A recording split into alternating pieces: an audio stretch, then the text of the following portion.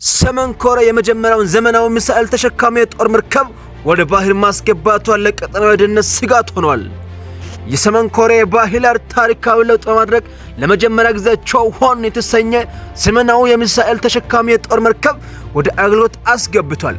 ይህ መርከብ ከዚህ ቀደም የሰሜን ኮሪያ የባህር ኃይል የነበረው የተገደበ የባህር ዳርቻ መከላከያ አቅም ወደ ዓለም አቀፍ ውቅያኖሶች ተሻጋሪ ብሉ ዋተር ናቪ የኃይል ሚዛን የሚያሸጋግር ነው። 74 የሚደርሱ የቨርቲካል ማስጀመሪያ ሴሎች ያሉት ሲሆን ከነዚህም ውስጥ 20 የሚሆኑት ኒውክሌር ጦር ጭንቅላት ያላቸው ባላስቲክ ሚሳኤሎች የተዘጋጀ መሆናቸው በደቡብ ኮሪያ በጃፓንና በአሜሪካ ላይ ትልቅ የደህንነት ስጋት ፈጥሯል። የሰሜን ኮሪያ ፈጣን የባህር ኃይል እድገት በክልሉ አገራት ዘንድ ከፍተኛ ውጥረት የፈጠረ ሲሆን ደቡብ ኮሪያና ጃፓን ይህን መስፋፋት መግታት ይችላሉ ወይ የሚለው ጥያቄ አወዛጋቢ ሆኗል።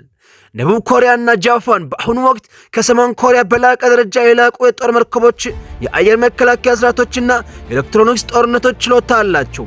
በተለይም የሁለቱ ሀገራት የኤጂኤስ ሚሳኤል መከላከያ ስርዓት ከሰሜን ኮሪያ አዳዲስ መርከቦች ለሚሰነዘሩ ጥቃቶች ጠንካራ መከላከያ ሊሆኑ ይችላሉ። የሁለቱ ሀገራት የባህር ኃይል ከአሜሪካ የፓሲፊክ ኃይል አጋር የተቀናጀ ስራን በመስራት ሰሜን ኮሪያ የመቆጣጠር አቅም አላቸው።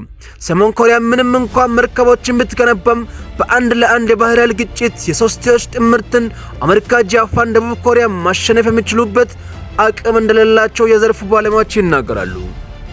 የሰሜን ኮሪያ ትልቁ ስጋት የመርከቦቹ ብዛት ሳይሆን በኒውክሌር ታጠቁ ሚሳኤሎች መሆናቸው ነው።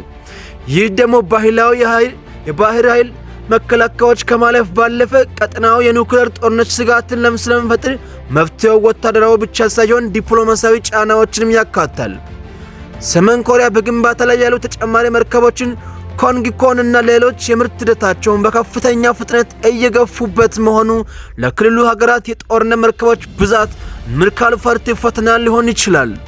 በአጠቃላይ ደቡብ ኮሪያና ጃፓን የሰሜን ኮሪያ ወታደራዊ መስፋፋት በቴክኖሎጂና በአጋርነት መክታት ቢችሉም የኒውክሌር መሳሪያ የታጠቀ የጦር መርከብ መኖሩ የክልሉን የደህንነት መቃመር ወደ ውስብስብ ደረጃ አሻግሮታል።